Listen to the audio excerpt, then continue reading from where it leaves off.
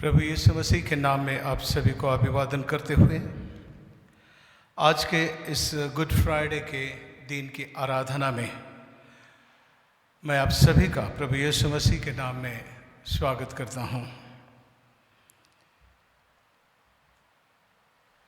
जो समाचार हमें दिया गया उसका किसने विश्वास किया और यहोवा का भुजबल किस पर प्रकट हुआ, क्योंकि वह उसके सामने अंकुर के समान और ऐसी जड़ के समान उगा जो निर्जल भूमि में फूट निकले। उसकी न तो कुछ सुंदरता थी कि हम उसको देखते और न उसका रूप ही हमें ऐसा दिखाई पड़ा कि हम उसको चाहते हैं। वह तुच्छ जाना जाता और मनुष्य का त्यागा हुआ। वह दुखी पुरुष था, रोग से उसकी पहचान थी और लोग उससे मुंह फेर लेते थे। वह तुच्छ जाना गया और हमने उसका मूल्य न जाना। निश्चय उसने हमारे रोगों को सह लिया और हमारे दुखों को उठा लिया। तो भी हमने उसे परमेश्वर का मारा कुटा और दुर्दशा में पड़ा हुआ ऐसा समझा, परंतु वह हमारे ही अपराधों के कारण घायल किया गया, वह हमारे अधर्म के कामों के कारण कुचला गया। हमारी ही शांति के लिए उस पर ताड़ना पड़ी कि उसके कोड़े खाने से हम लोग चंगे हो जाएं। हम तो सब के सब भेड़ों के समान भटक गए थे, हम में से हर एक ने अपना अपना मार्ग लिया और यहोवा ने हम सबों के अधर्म का बोझ उस पर लाद दिया। वह सताया गया तो भी वह सहता रहा और अपना मुंह न खोला।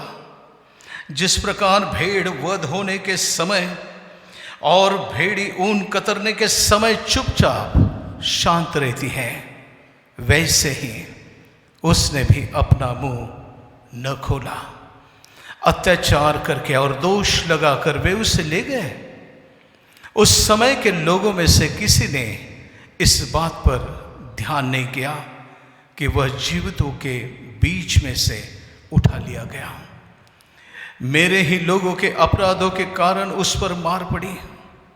उसकी कब्र भी दुष्टों के संग ठहराई गई और मृत्यु के समय वह धनवान का संगी हुआ, यद्यपि उसने किसी प्रकार का उपद्रव नहीं किया था और न उसके मुंह से कभी छल की बातें नहीं निकली थी। तो भी यहोवा को यही भाया कि उसे कुचले।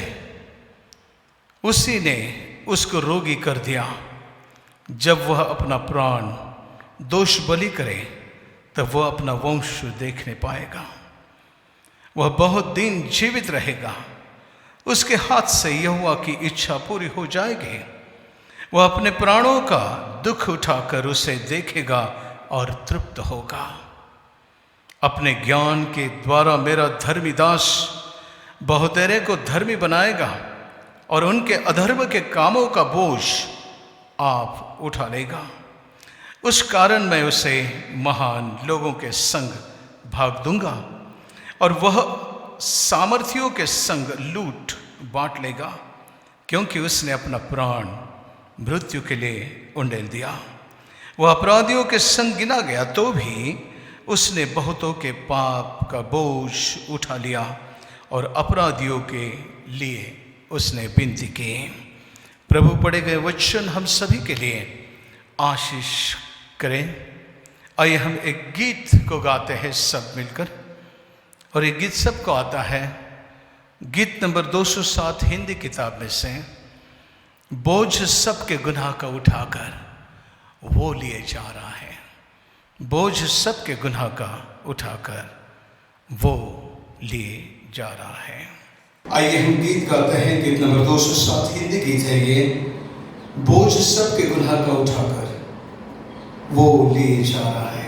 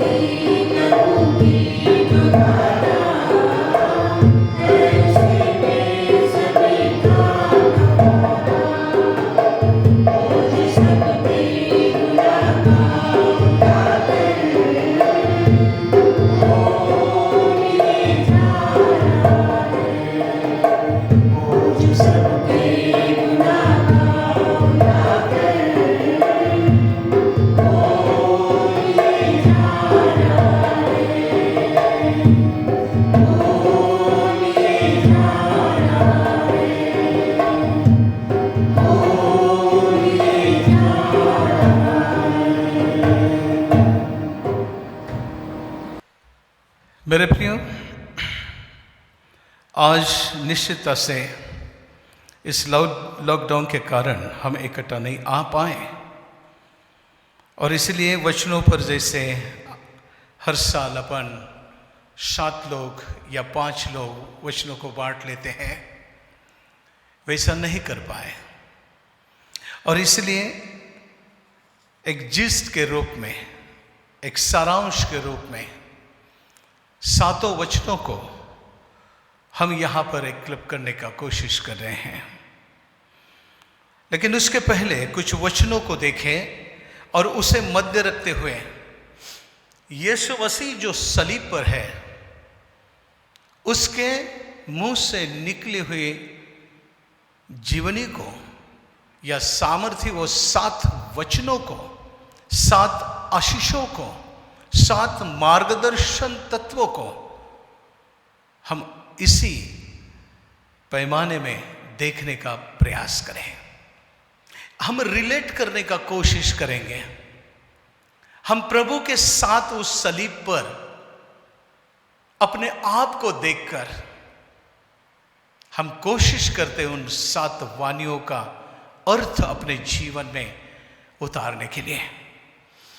अतः गलातियों की पत्री में दूसरा अध्याय और उसके 20वां वचन को वहां इस प्रकार लिखा है कि मैं मसीह के साथ क्रूस पर चढ़ाया गया हूं। अब यहां संत पौल कहता है, लेकिन यहां हम हर एक कोई कहे कि मैं मसीह के साथ क्रूस पर चढ़ाया गया हूं। अब मैं जीवित न रहा, पर मसीह मुझ में जीवित है।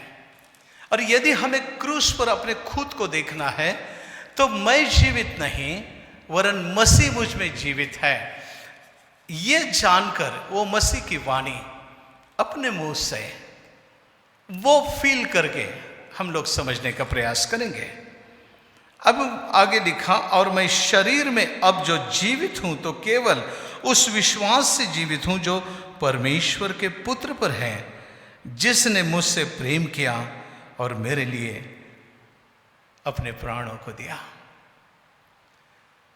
सलीब पर का मसीह मेरा है, वो मेरे कारण है वहां पर।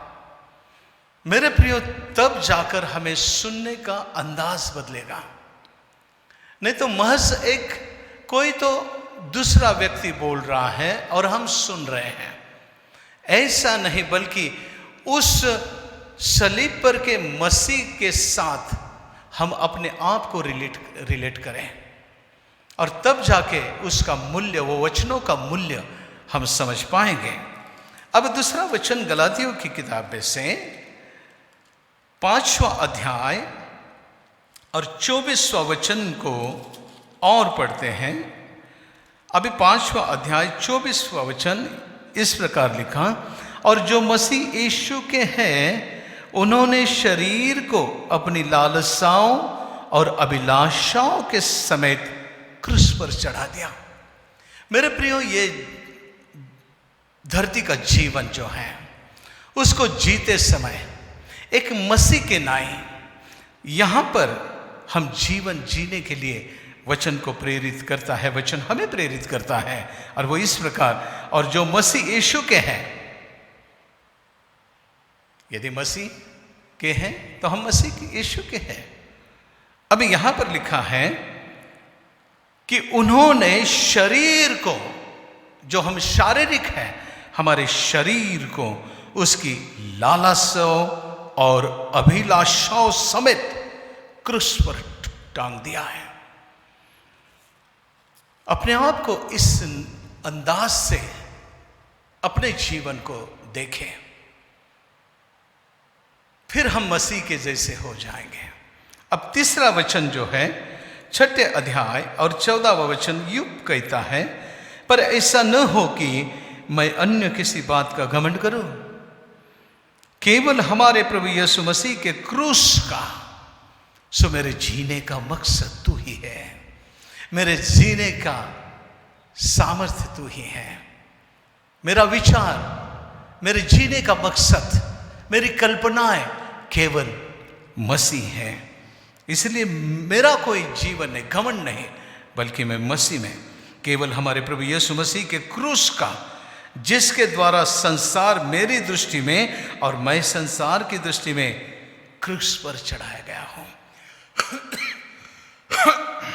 मेरे प्रियो, इस बातों को आप घर पे ध्यान लगा के पढ़िएगा, तब जाके इस बात का अर्थ को हम समझ सकेंगे। मैंने पहले कहा कि अब 7 पीसेस करके हम वचन को नहीं सुन रहे हैं, बल्कि ये जो 3 वचन को हमने पढ़ा है, उस वचन के अनुसार मसीह जो क्रूस पर है, सलीब पर है, उसे अपने जीवन को रिलेट करते हुए या उसके जगह अपने को रखते हुए हम इस वाणी को सुनने का प्रयास करेंगे। इन वन पर्सपेक्टिव, एक नजरिया, एक विचार, जब हम सब ऐसा सोचेंगे कि ये सलीब पर जो मसीह है वो मैं हूं, फिर हरेक के विचार वो 7 वाणों पर इर्द गिर्द घूमेंगे और हरेक मनुष्य जो मसीह है, विश्वासी है, उसका विचार एक होगा। मेरे प्रियो, एक नजरिया, इन 3 वचनों के द्वारा। पवित्र शास्त्र परमेश्वर का वचन कहता है कि हम कहां चढ़े हैं? सलीब पर, क्रूस पर। 7 वाणी जो है, ये 7 लक्षण है, 7 क्वालिटी है, 7 जीने का अंदाज है।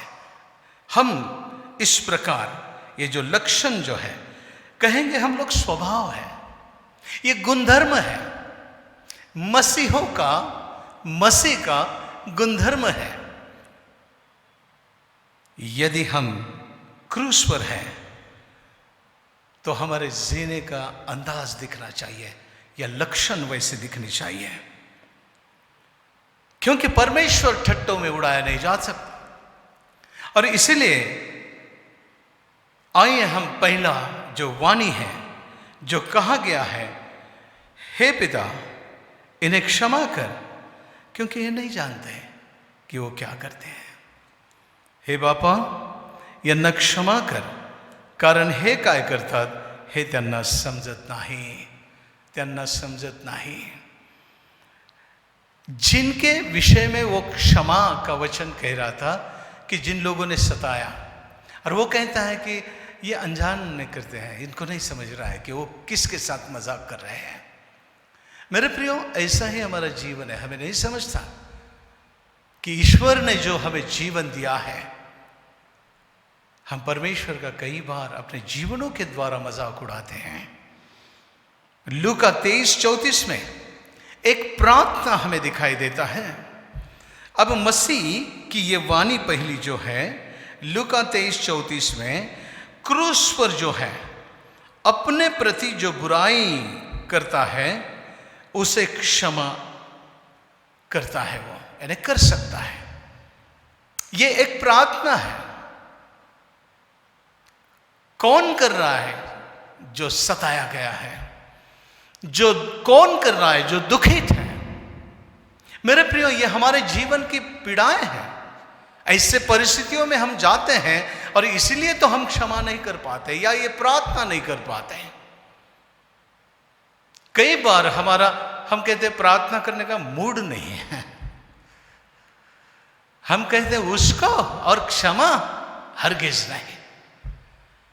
जहां पर लफ्ज जो है जबान पर के आज की दुनिया में, मैं देख लूंगा तेरे को, मैं तेरे को खत्म कर दूंगा, मैं खानदान बर्बाद कर दूंगा, न जाने हम लोग इस जहां में कैसे कैसे वाणियों को सुनते हैं कि यदि हमें जरा सा भी किसी से तकलीफ हुआ तो ऐसे हम लोग उद्गार निकालते हैं। लेकिन आज यहां पर एक प्रार्थना है। सताया गया एक व्यक्ति, एक मसीह व्यक्ति, क्या जिसने सताया उसके लिए प्रार्थना कर सकता है?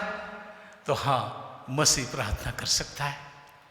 चाहे परिस्थिति कैसे विपरीत हो, वो प्रार्थना कर सकता है। कौन से भी समय पर वो प्रार्थना कर सकता है, किसी के लिए भी प्रार्थना कर सकता है। हम लोग कुछ दिन से बात कर रहे थे, जब मोबाइल हैंग होता है तो हम मोबाइल के उस फाइल में चले जाते हैं, क्या कहते हैं फाइल को? File manager. और उसको खोल के हम देखते हैं कि उसमें डाटा कहाँ कहाँ ज़्यादा हुआ, और उसको खोलकर व्हाट्सएप हो या और कोई फ़ोन कॉल हो, वहाँ हम डिलीट करते हैं।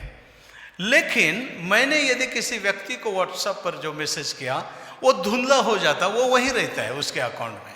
यहाँ से डिलीट कर दिया हमने, लेकिन वो वहाँ रहता है। उसी प्रकार क्षमा का है कि हम क्षमा कर दे रहे हैं, लेकिन जिस कारण से हुआ है खट्टा मन, उसको भूल नहीं पा रहे हैं। और इसलिए वो मसीह ही फॉरगिव एंड फॉरगेट। और जब हम हर एक कोई मसीह क्षमा करता है लेकिन भूलता नहीं, और यही हमारी वेदनाओं का कारण है इस जहां में, यही हमारी तकलीफों का कारण है। और यदि हम ये परमेश्वर को देखो कि हमारे अपराध, वो कहता है कि तुम्हारे अपराध लाल क्यों ना हो लेकिन मैं उसे सफेद कर दूंगा। वो अबाउट टर्न, यानी उसका कलर बदल देगा। वो कहता है वो वैसा ही रखेगा, धुंधला रखेगा, ऐसा नहीं बोलता है। या मैं वो जो लाल कलर है ना उसको धुंधला कर दूंगा। इसलिए मेरे प्रियो, हम क्षमा, सताने वालों को माफ करें। कई बार हम लोग कोसते, अगर ऐसा है तो हम क्रूस पर नहीं हैं। हम क्षमा करने के बाद भी कोसते हैं, मन में वो एक जख्म रहता है और इसलिए मन खट्टा होता है। मेरे प्रियो, ऐसा यदि आप हमारा स्थिति है तो हम क्रूस पर नहीं हैं, हम मसीह नहीं हैं, हम मसीह के साथ नहीं हैं। Simple thing.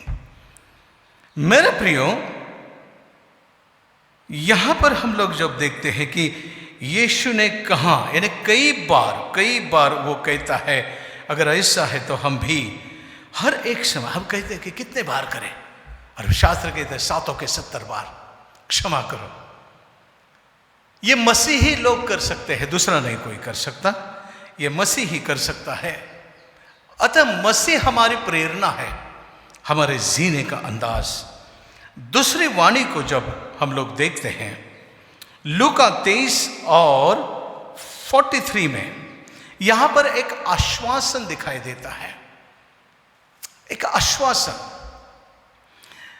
और कई बार हम विचार करते हैं कि एक दुखित व्यक्ति आश्वासन कैसे देख सकता है कि नहीं। समझो कोई बीमार है और उसके पास यदि कोई आया तो वो भी अपना दुख बताता है, उसकी बीमारी को बताता है। वो कहता है वरी नॉट, डोंट वरी, परमेश्वर सब ठीक कर देगा।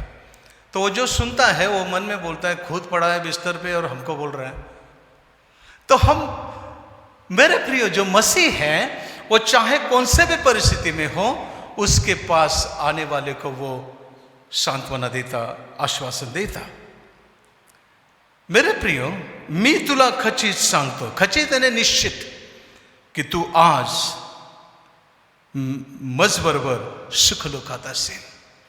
मेरा ये जीवन जो है, मुझे स्वर्ग जाना है मसीह के द्वारा, मेरे लिए स्वर्ग खुला किया गया है।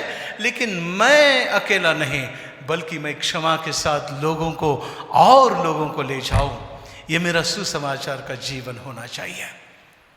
मेरे जीवन का मकसद ये है कि मैं अकेला ही नहीं, मैं धर्मीपन करूं और किसी के लिए प्रार्थना न करूं, ना, हर किसी को हम लोग लेकर चले।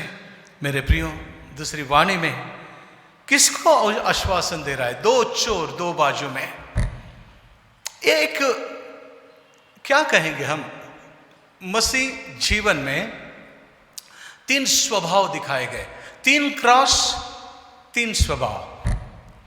और हम कई बार इस पर बात किया थे। एक जो क्रॉस है, हम गले में क्रॉस पहनते हैं ना, पता नहीं चलता कौन सा क्रॉस पहना है। सो यहां 3 क्रॉस दिख रहे हैं। वो एक कोसने वाले का क्रॉस है, वो हमेशा कुड़कुड़ाते रहता है, कोसते रहता है। दूसरा क्रॉस, यानी पहला क्रॉस, मरते दम तक हम लोग बोलते हैं ना, ये सुधरेगा नहीं या इसके विचार बदलेंगे नहीं। और दूसरा, वो भी सलीब पर है, लेकिन वो आखिरी क्षण में भी अपने जीवन को स्वर्गीय बना सकता है। और तीसरा क्रॉस, मसीह का क्रॉस, वो अंतिम क्षण तक औरों के भलाई के लिए अपना जीवन समर्पित करता हुआ दिखेगा। ये 3 प्रकार के मसीह स्वभाव है। मेरे प्रियो, हम किस क्रॉस पर लटके हैं, या हम किस सलीब पर हैं, या हम किस सलीब को लेकर चलते हैं? धार्मिकता है, उपवास है, प्रार्थना है, लेकिन किसी ने अरे किया तो हम लोग उलट कर एकदम तुरंत आंखें निकाल देते हैं। मेरे प्रियो, इसकी पीड़ा देखो। गेत्सेमने बाग में कहा गया कि पसीना खून बहकर, यानी खून के साथ बह रहा था। यानी जो व्यक्ति ज्यादा स्ट्रेस में होता है, उसके शरीर में वो जो ग्रंथि होता है वो रिएक्ट करती है।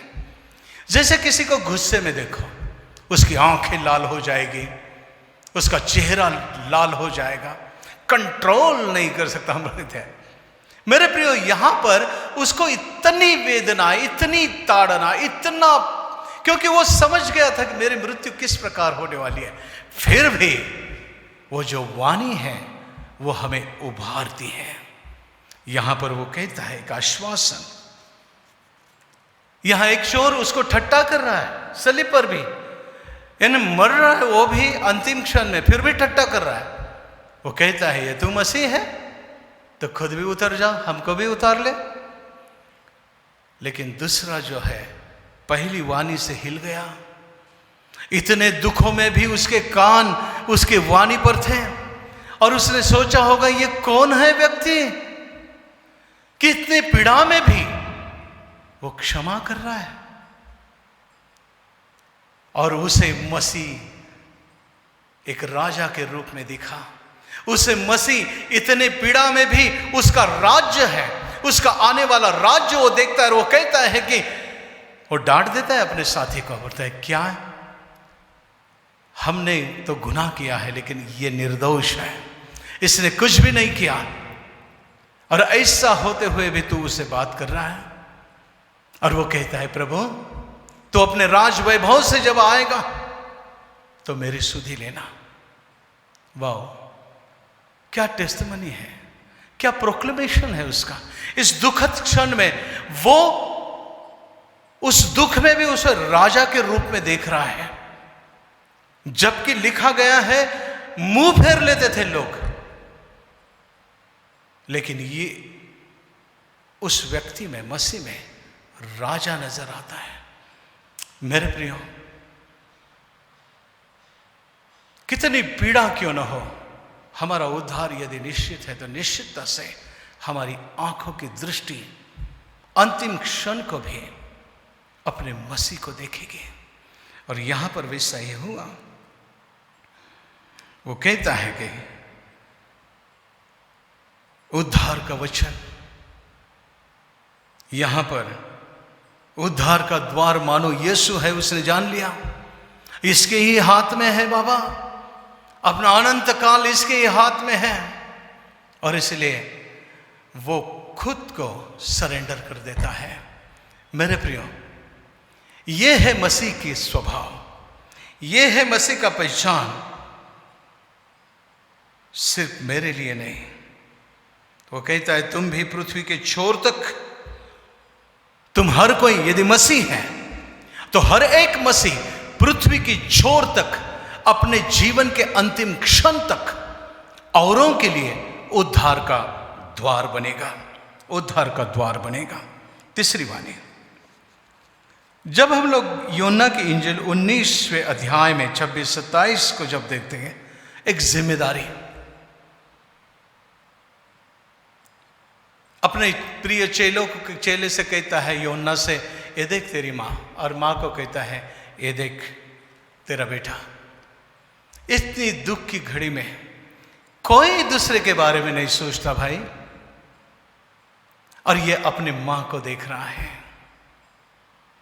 और माँ के उस दुखों को वो महसूस कर रहा है। एक जिम्मेदारी, मैं बेटा हूं इसका, मेरे पश्चात इसका कौन देखभाल करेगा। और उसकी नजर यूहन्ना पर जाती है, और वह भी वो क्षण में अपनी जिम्मेदारी, अपने मां के विषय में विचार उसके दिमाग में है, और वो जिम्मेदारी को पूरा कर रहा है। मेरे प्रियो, कई बच्चे अपने माता पिता को फोन भी नहीं करते, बहुत बिजी है मम्मा, डैड बहुत बिजी है। हमें एक घर में रह के एक दूसरे से बात करने का फुर्सत नहीं है। अगर कोई अब्रॉड है, कोई बच्चे हर समय, हम जब किसी माता पिता को पूछते, वो कहते कि एक बार तो भी कॉल आता है सर। बोले अच्छी बात है ना, कितना भी व्यस्त क्यों ना हो बच्चा, कितना दूर क्यों ना हो, अब तो साधन है हमारे पास, अपने माता पिता की सुधि रखो। एक जिम्मेदारी का जीवन, यदि तू मसीह है तो तेरी जिम्मेदारी को मुकरना नहीं, तेरी जिम्मेदारी को तू टाल नहीं सकता और टालना भी नहीं चाहिए। यीशु क्रूस पर मेरे प्रियो, लेकिन वो मां को जब देख रहा है, हमने देखा वो कुर्ता जो पहनता था बड़ा मस्त, वो आखिरी क्षण में 3-4 लोगों को वो लालच हुआ, उसका कोट उतार लिया, फाड़ा नहीं, लेकिन वो कहता है कि अपन ने बांट लेंगे चिट्ठी डाल के। और वो कोट जो है उसके माँ ने सिलाया था। अपनी माँ अपने बच्चों को कैसे नए नए रंगी बिरंगी कपड़े लेकर आती है, वैसा मसीह को भी उसने वो लेकर आई थी। क्रूस पर टंगा हुआ जिम्मेदार बेटा यहां पर दिखाई देता है। वो गैर जिम्मेदार नहीं है। मेरे प्रियो, मंदिर में बड़े शास्त्री और ज्ञानियों को निरुत्तर उसने कर दिया। उसको इतना ज्ञान बल कहां से आया? अपने मां से। हौसला, हिम्मत, ठीक है ना? मैं अक्सर कहता हूं, कई बार लोग कहते हैं मां तेरे को कुछ समझता नहीं है। कुछ लोग बच्चे कहते हैं कि मां तेरे को कोई अकल, क्योंकि कंप्यूटर का दिन नहीं आता है कंप्यूटर। लेकिन वो अज्ञान नहीं होती, वो अपने आप में एक इंस्टीट्यूशन है, क्योंकि पहली बोली वो बच्चे को सिखाती है, वो मां ही है। और इसलिए उसका अपमान कभी न करें, जिम्मेदारी के साथ उसे देखें, क्योंकि तू जो बोल रहा है बोलना मां ने सिखाया। मेरे प्रियो, सब ज्ञान होने के बावजूद भी 33.5 साल वो अपने माता पिता के साथ रहा और सीखता रहा, एक बेटे का फर्ज अदा करता रहा। और इसीलिए जब 33.5 साल कोई बच्चा अपने घर में माता पिता के सम्मुख है और मां ने सब कुछ उसका किया, और आज वो सली पर कितनी दुखी होगी मां, और उस दुख को वो देख रहा है, महसूस कर रहा है। मेरे प्रियो, हम मसीह यदि हैं तो अपने माता पिता के दुख अब देख रहे हैं या महसूस कर रहे हैं? दो बातें अलग हो सकता है। कई बार हम देखकर भी महसूस नहीं कर पाते। मेरे प्रियो, महसूस करना चाहिए, उनका अकेलापन महसूस करना चाहिए, क्योंकि हमारी परवरिश के लिए उन्होंने अपने जवानी के कई दिन व्यर्थ गवाए होते हैं। उनकी अभिलाषाएं, उनकी मौज, जो हम लोग मजा बोलते हैं ना जीने का, उनको कहां मिला मौका? बच्चे की परवरिश, उसका ट्यूशन, उसको स्कूल में ले जाना, वॉटेवर, उसकी परवरिश। कई बार रातों की नींद नहीं, हमारी बीमारी, हमारा बुखार, रात भर बैठ के पट्टियां डालना। मेरे प्रियो, महसूस करो, इस बात को महसूस करो, वो कैसे भी क्यों ना हो, यानी अज्ञान हो, पढ़ी लिखी हो ना हो, लेकिन वो अज्ञान नहीं होती है। वो मां तो मां होती है, ठीक है? मेरे प्रियो, यहां पर वो जिम्मेदारी से नहीं भागता, और इसलिए हम भी जिम्मेदारी से न भागें। कई बच्चे अपने माता पिता को देख रहे हैं, नहीं ऐसे नहीं है, क्योंकि मसीह लोगों की परवरिश है, शिक्षाएं हैं। लेकिन कुछ हम लोग जब मिलते हैं माता पिताओं को, जब ये लोग ड्यूटी पे जाते, बहू ड्यूटी पर जाती, बच्चे स्कूल में जाते, तब हम मिलते हैं, और तब अब उनका दर्द, आंखों के आंसू, उनके हर एक बात में, हर एक लफ्ज में जो पीड़ा है वो नजर आती है। मेरे प्रियो, महसूस करो। चौथा वाणी, यलोई यलोई लमा सबक्तनी, माझा देवा तू माझा त्याग का गेलास। हे मेरे पिता, हे मेरे परमेश्वर, तू क्यों छोड़ दिया मुझे? एक बेटा अपने पिता से कह रहा है, और ये वाणी जो 27 मत्ती रचित सुसमाचार और 46वें वचन में एक आक्रोश मानो हमें दिखाई देता, एक व्याकुलता दिखाई देती है, आक्रोश दिखाई देता है। मेरे प्रियो, हमने देखा मसीह को सुबह 9 बजे सलीब पर दिया, 12 बजे तक 3 वाणी वो बोला, 12 से 3 बजे तक शास्त्र कहता है संपूर्ण संसार में अंधेरा हुआ।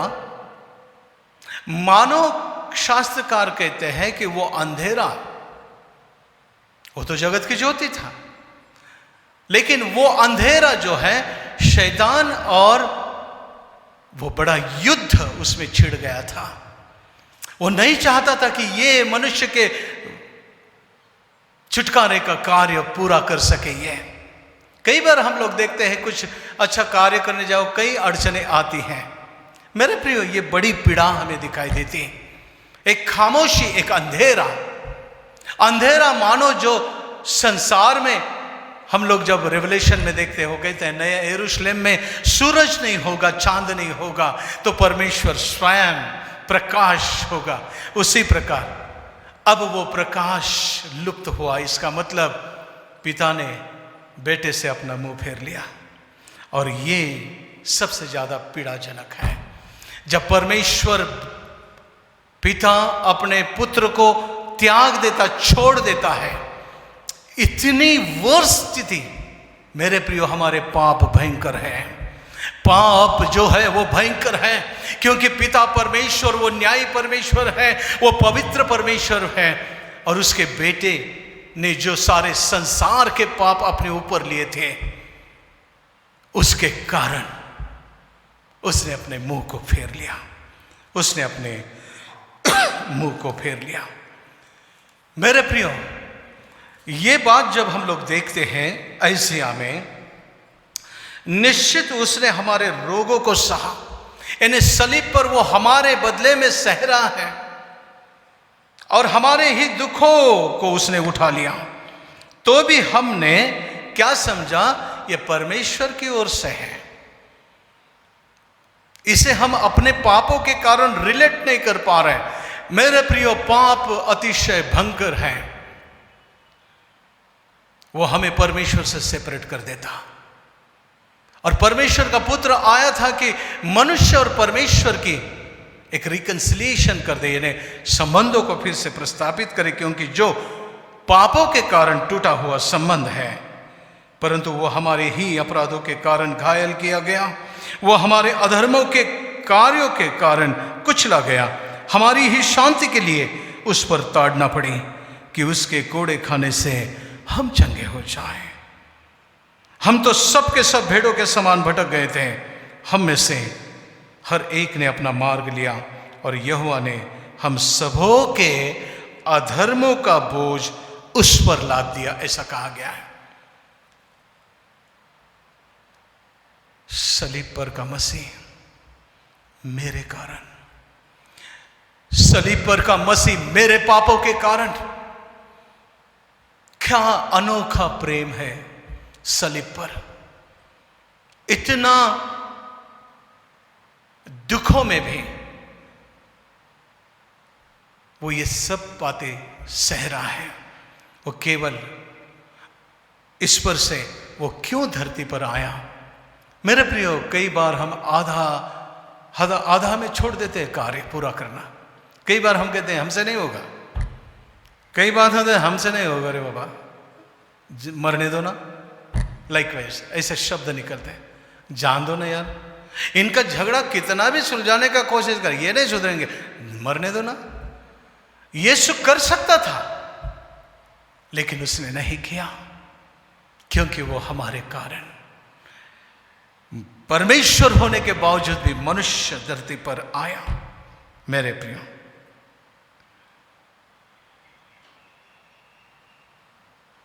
उसने कोड़े खाए, त्यागा हुआ, अकेला। और इसलिए मेरे प्रियो, हमारे जीवन के अकेलेपन में सलीब हमारा सामर्थ्य है। और जब मसीह सलीब पर है और मैं खुद को सलीब पर देखता हूं, वो हमारे लिए साहस का कारण है। वो हमारे लिए आशीष है कि हम दुखों में भी स्थिर रह सकते हैं। मेरे प्रियो, हम एक दूसरे के लिए प्रार्थना करें। एक दूसरे के लिए सहे, एक दूसरे का सहे, क्योंकि मसीह ने हमारा सहा है, हमारे लिए वो सलीब पर है। और इसलिए हम भी यदि मसीह है तो हम सहे एक दूसरे की बातों को। पांचवी वाणी को हम देखते हैं, मैं प्यासा हूं। और इसे जब हम लोग देखते हैं, मैं प्यासा हूं, मतलब तहान लगले, यूहन्ना 19:28 और 29 में मैं प्यासा हूं, वो क्रूस पर है। यदि उसे इतनी पीड़ाओं में, क्योंकि हमने कहा कि वो कोड़े खाए थे, और कोड़े 39 कोड़े, हम देखते हैं कि उसके शीशे जो है, जब कोड़ा मारा जाता है तो पीठ जैसे हल चलाया जैसा खेतों में ऐसी हो जाती है, लहू पानी बहता, डिहाइड्रेशन होता है। और ऐसी स्थिति में वो प्यासा नहीं होगा तो लोग कहते थे ये मनुष्य नहीं था, ये परमेश्वर था, और इसीलिए वो सह सका, ये अद्भुत व्यक्ति था। लेकिन वो मनुष्य था, और मनुष्य के नाई हम धूप में से जब आते हैं डिहाइड्रेट होते हैं कि हम लोग पानी सूख जाता, पानी चाहिए, ठंडा पानी चाहिए। और निश्चितता से एक नॉर्मल एक रिएक्शन हम देखते हैं कि मैं प्यासा हूं, मैं प्यासा हूं। और हमें 3 प्रकार की प्यास हमें दिखाई देती है। भजन संहिता 42 में और 2 में क्या लिखा है देखें। भजन संहिता 42 और 2, जैसे हिरनी नदी के जल के लिए हाँपती, वैसे ही है परमेश्वर, मैं तेरे लिए हाँपता हूं। हमने देखा उसके पहले कि परमेश्वर पिता ने अपना मुंह मोड़ लिया, कि जो पिता और पुत्र का संबंध था, और वो व्याकुल हो गया, और उसने कहा कि हे एलोई एलोई लमा सबक्तनी, क्यों छोड़ा। और इस व्याकुलता में वो प्यासा न हो तो क्या हो सकता है। और प्यासा वो कहता है कि मैं परमेश्वर, मैं तेरे लिए हाँपता हूं। तू दिखाई नहीं देता मेरे पिता, तू कहां है, तूने क्यों छोड़ा मुझे। और अपने पिता की प्यास उसे लगी है, चाहत जिसे कहते हैं, पिता को देखने की चाहत। मेरे प्रियो, हम मसीह हैं तो एक जीवन इस संसार का समाप्त करने के पहले एक दिन तो भी मैं मेरे पिता को देखूं। लोग कहते हैं स्वर्ग में जाएंगे और फिर वहां मस्त नए यरूशलेम में रहेंगे और वहां पिता का मुंह देखेंगे। से नहीं हो सकता है।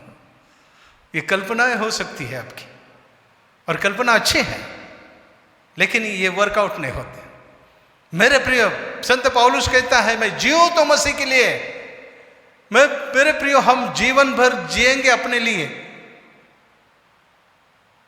और कामना करेंगे पिता को देखेंगे, ना ना ना ना ना।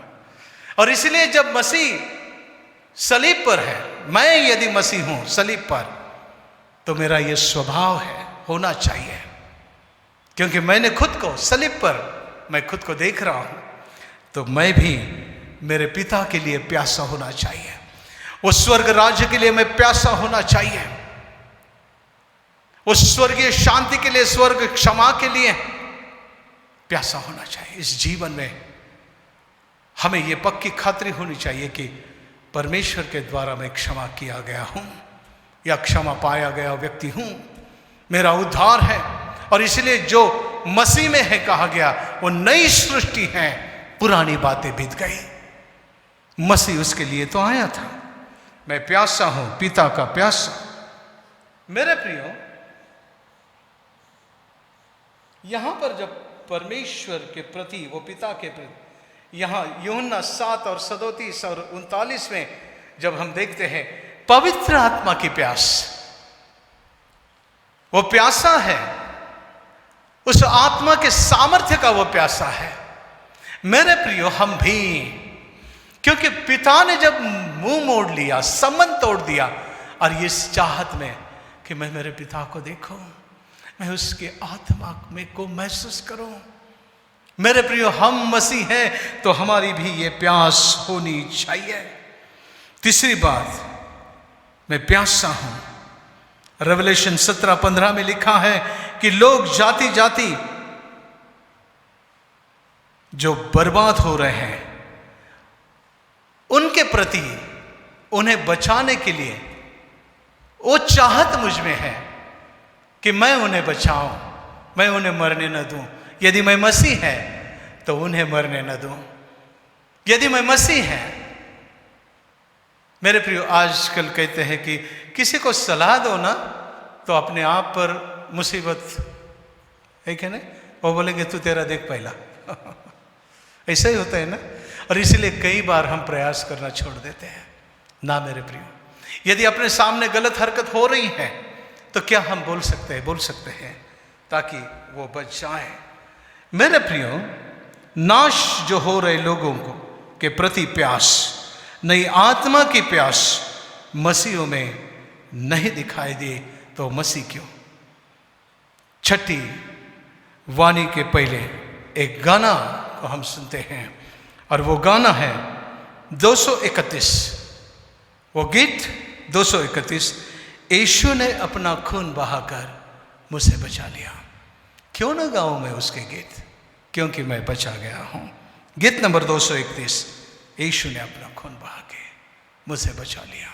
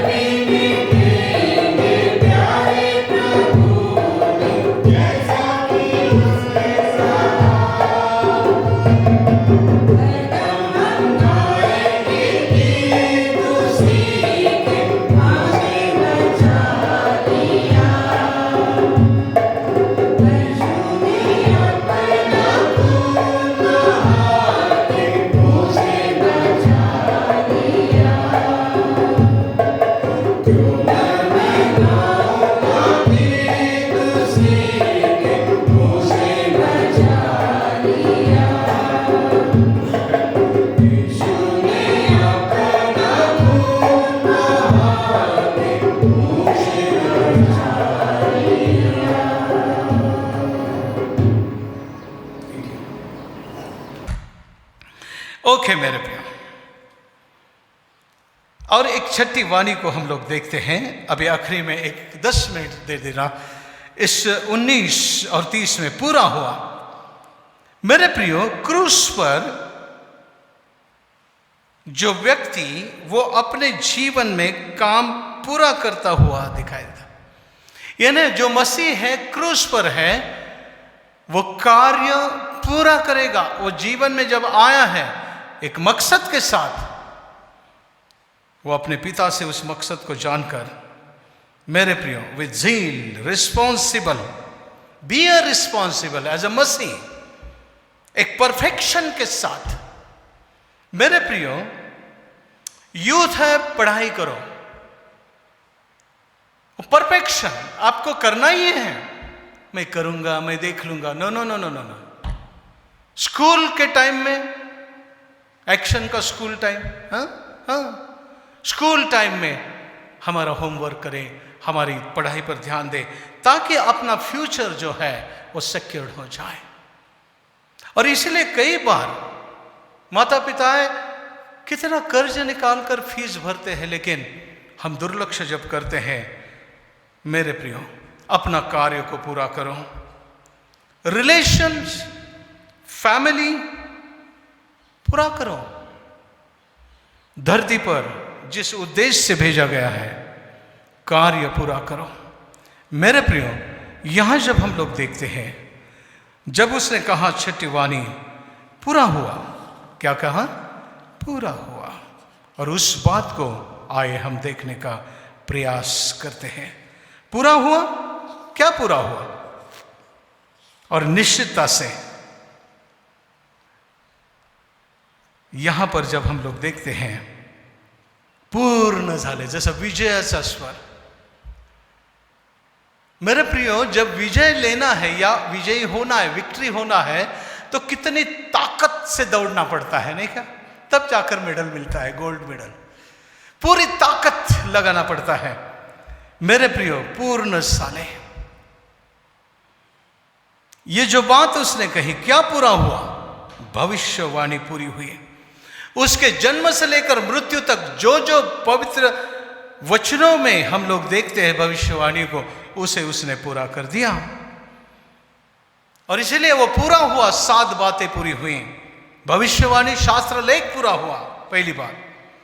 दूसरी बात हम लोग देखते हैं, समय का पूरा हुआ, गलातियों में देखते हैं 4:4 में। तीसरी बात, काम पूरे हुए। जिस काम से, जिस मकसद से मैं आया था और मेरा कार्य जो मुझे सौंपा गया था, मैंने इस दुख को उठाकर पूरा किया। मनुष्य के उद्धार का कार्य, मनुष्य के रिकंसिलिएशन का कार्य, पिता और मनुष्य के संबंध जो टूटे थे ईदेन बाग में, उससे फिर से एक बार उस व्यक्ति को जो स्वर्गीय था लेकिन नारकीय बना, लेकिन मसीह ने उसके प्राण को बचा दिया।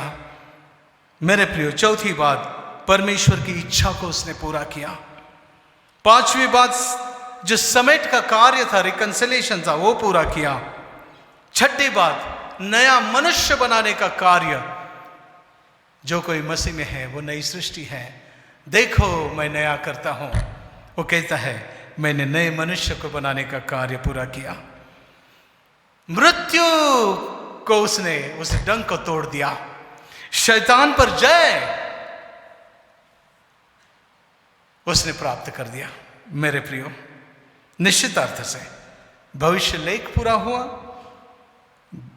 दुख सहना जो था पूरा किया उसने। उसका देह धारण का रहस्य जो था वो पूरा किया। प्रायश्चित का कार्य जो मनुष्य अधूरा था, वो अपने आप का उद्धार नहीं कर पा रहा था, उसके बदले यीशु मसीह ने वो कार्य को पूरा किया और उसके जीवन से पाप को मिटा दिया, यानी पाप का अंत कर दिया। नियम शास्त्र में के जो भी नियम थे उसे पूरा किया और अपने जीवन में, मनुष्य के जीवन में शैतान का जो अधिकार था या जो सामर्थ्य था उसको नष्ट कर दिया और उस व्यक्ति को, मनुष्य को उसने आजाद कर दिया। मेरे प्रियो, ये अद्भुत है, ये निश्चितता से अपने आप में एक अद्भुत है। आइए मेरे प्रियो, एक आखिरी वचन को सुनने से पहले और एक गीत को हम लोग सुनते हैं, और वो 137 क्रुसास येशू टांगला अर्पिलेला कोकरा, उपासना संगीत मराठी गीत क्रुसास येशू टांगला अर्पिलेला कोकरा। और गीत नंबर 137 उपासना संगीत क्रुसास येशू टांगला। यीशु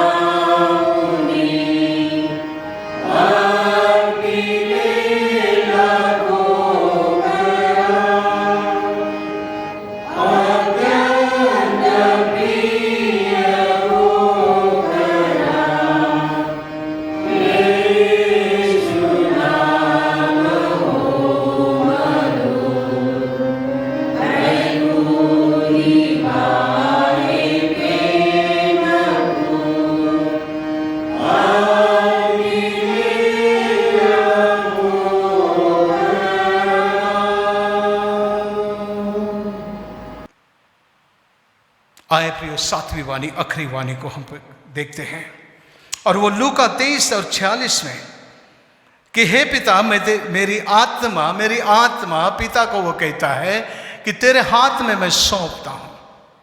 इसमें क्या अर्थबोध होता है? मानो हम लोग कहीं बाहर जा रहे हैं और अपनी कुछ चीज़ है और अपने मित्र को कहते हैं ये लो संभालो, ये मेरी जो बातें हैं तुम्हारे हाथ में देता हूं। यानी इसका मतलब वो दोबारा आने वाला है।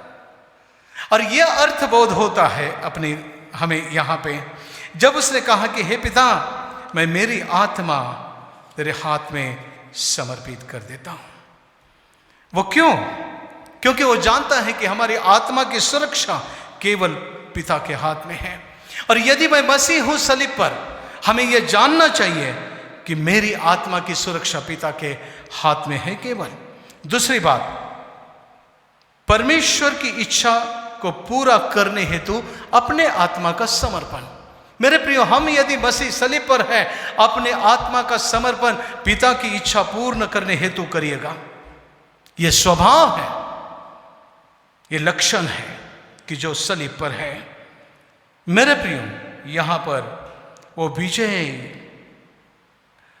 में मृत्यु हो गया और हम भी मृत्यु के समय में भय में नहीं बल्कि विजय के साथ अपने आत्मा को अर्पित करेंगे।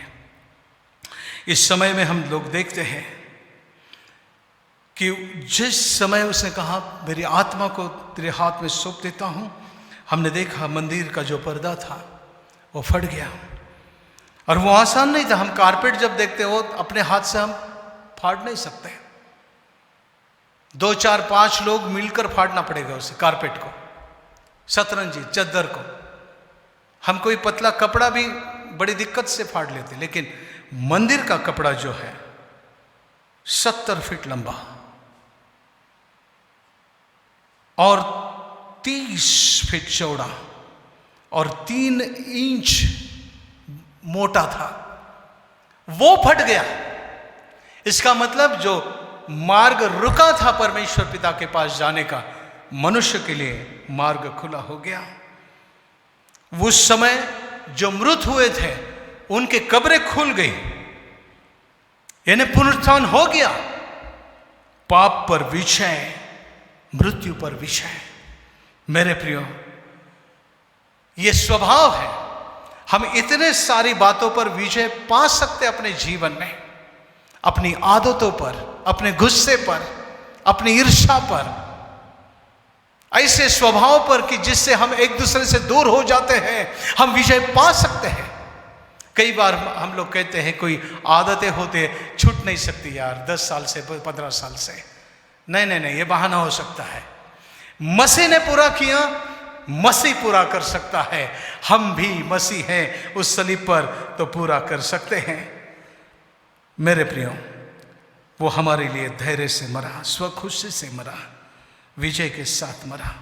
और वो इसीलिए कि हम भी अपने जीवन में आत्मविश्वास में धीरज के साथ पिता के घर जाने की एक निश्चित ऐसी खातरी इस वाक्य से होती है कि हे पिता, मैं मेरी आत्मा तेरे हाथ में समर्पित करता हूं। मानो एखादा कार्य पूरा करने के बाद हुश, पूरा हो गया यार, यानी मैं समाधान, मेरे आने का मकसद मैंने पूरा कर दिया।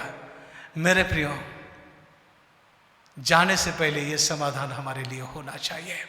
और इसलिए मसीह हमारे लिए मरा, ताकि हम समाधान को अनुभव कर सके, अनुभव कर सके। मेरे प्रियो, वो कहता है मेरी भेड़ें मेरी वाणी को सुनेंगे। क्या हम मसीह की भेड़ हैं? क्योंकि वो कहता है मेरी भेड़ को मैं जानता हूं, और जब वो कहता है मैं जानता हूं, तो हम मसीह की भेड़, उसकी वाणी को सुनना चाहिए। स्वभाव, ये लक्षण, अपनी आत्मा को सिक्योर्ड करना। मेरे प्रियो, ये यीशु मसीह ने किया। और इसलिए इस गुड फ्राइडे की शुभकामना मैं हर एक को देता हूं। ये वचन निश्चितता से थोड़ा लंबा हो सकता है, लेकिन हम 3 घंटा हमेशा बैठते हैं, लेकिन थोड़ के में इतना सारा जिस्त करना मुश्किल होता है। मेरे प्रियो, आइए अपने समर्पण के साथ अपने अर्पणों को अर्पित करते हुए एक गीत को हम गाते हैं, उपासना संगीत गीत नंबर 79। पाहिला का प्रभु ख्रिस्त खिळलेला खांबावरी। जाने के पहले ख्रिस्त को देखा है, इस संसार से जाने के ख्रिस्त को देखा है। कई बार गुड फ्राइडे को लोग आते हैं, भीड़ करते हैं, कुछ लोग बाहर बैठ जाते हैं, उनको मालूम ही नहीं। एक बार मेरे साथ गुड फ्राइडे के इस सातवानी पर मैं जब बाहर गया था, तब मेरे साथ एक व्यक्ति था और वो रिटायर हो गया था। अभी उम्र को समझ में आता है। सो गवर्नमेंट से रिटायर हो गया और उसने कहा कि सर बोले आज पहली बार जिंदगी में पहली बार बैठकर 3 घंटा ये वाणी को मैं सुन रहा हूँ। मेरे प्रियो, कई बार हमारे जीवन में मौका हमने गंवा दिया।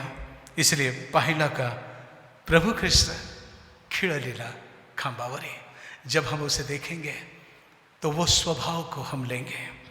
आइए हम गीत गाते हैं और अपने अर्पणों को अर्पण करते हैं। उपासना संगीत गीत नंबर 79 19 पहिला का प्रभू ख्रिस्त खिळलेला खांबावरी। आणि हे गीत होत असताना आपलं दानार्पण किंवा आपले भेटे आइए हम प्रभु यीशु के सम्मुख लेकर आए भंडार में। गीत नंबर 79 मराठी।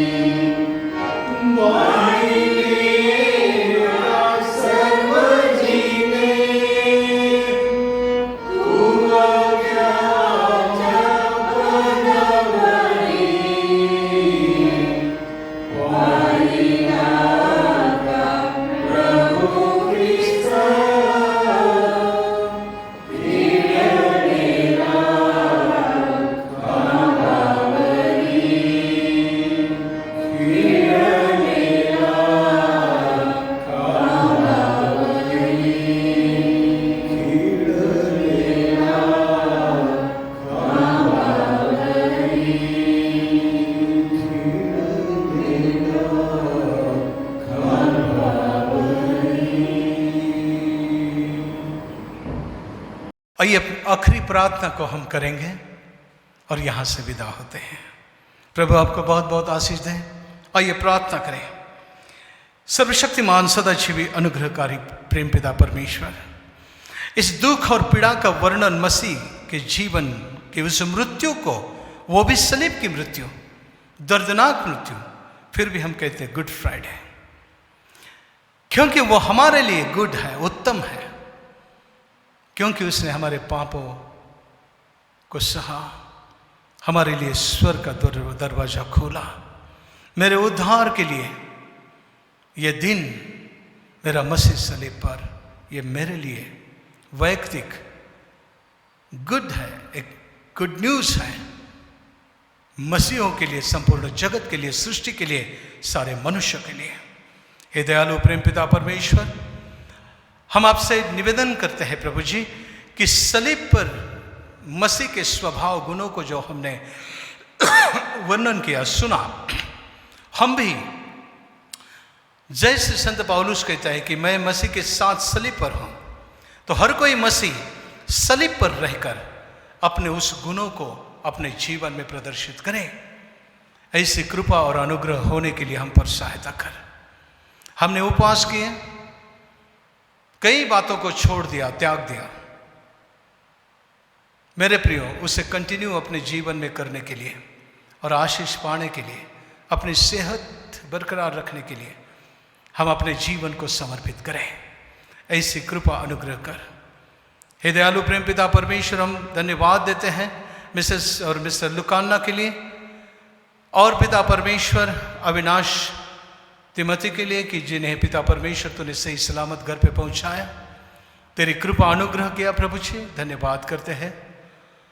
प्रार्थनाओं को तूने सुना प्रभु, हम प्रार्थना करते हैं शुभदा के लिए, उसे पैरों पर खड़ा कर, उसे संभाल प्रभु जी, तेरे सामर्थ्य हाथों से इसे प्रार्थना करते हैं।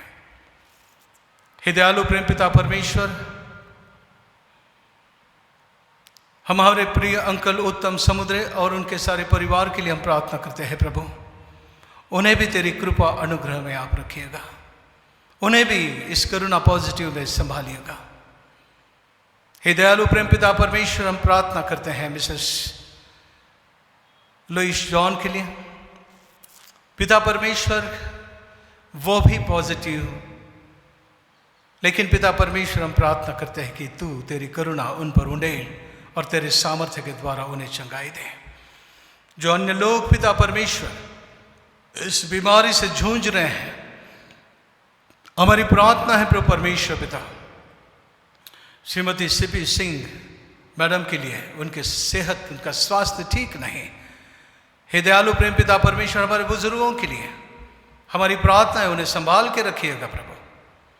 हे दयालु प्रेम पिता परमेश्वर, जो अर्पणों को, जो भेंटों को, जो दानों को हमने लाए प्रभु जी, उसे तो आशीष कर, और ये 7 वाणियां पिता परमेश्वर हमारे स्वभाव को बनने दे, या हम अपने जीवन में उसे उतारें, और प्रभु तेरा गौरव करे, ऐसी कृपा कर। फिर से एक बार धन्यवाद करते तेरी उपस्थिति के लिए, यीशु हमारे मुक्तिदाता के नाम में हम मांगते, सुन और कबूल कर पिता, आमीन। आइए प्रभु की प्रार्थना हम करें। हे हमारे पिता, तू जो स्वर्ग में है, तेरा नाम पवित्र माना जाए, तेरा राज्य आए, तेरी इच्छा जैसे स्वर्ग में पूरी होती है वैसे पृथ्वी पर भी हो। हमारे दिन भर की रोटी तू आज हमें दे, और जिस प्रकार हम अपने अपराधियों को क्षमा करते हैं, उसी प्रकार हमारे अपराध को तू क्षमा कर प्रभु। हमें परीक्षा में न ला, परंतु बुराई से बचा, क्योंकि राज, पराक्रम और महिमा अब और सदा तेरी है, आमीन, आमीन। अब हमारे प्रभु यीशु मसीह का अनुग्रह, परमेश्वर पिता का प्रेम और पवित्र आत्मा की संगति हम हरेक के साथ अब से लेकर सदा सदैव बनी रहे, आमीन, आमीन। सुवंद देवा परा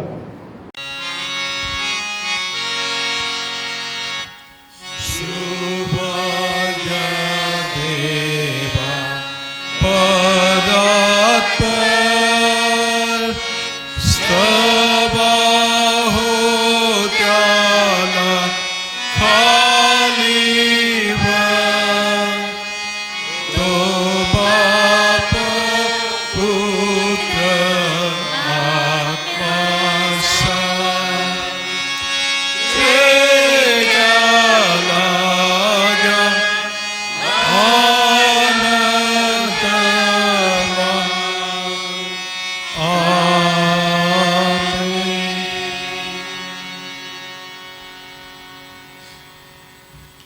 प्रेज द लॉर्ड।